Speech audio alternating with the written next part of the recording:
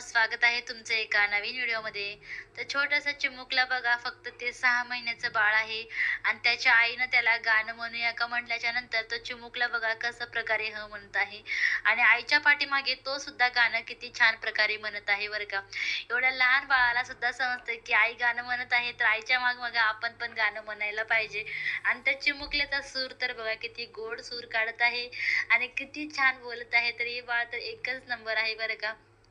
लवकरच बाळ हा बोलायला शिकेल. आपण जेव्हा लेकराशी बोलतो तेव्हा लेकरं पण तसंच बोलायला शिकतात. चिमुकलीची आई गाणं म्हणत आहे म्हणून चिमुकला सुद्धा आईसारखंच गाणं म्हणण्याचा प्रयत्न करत आहे.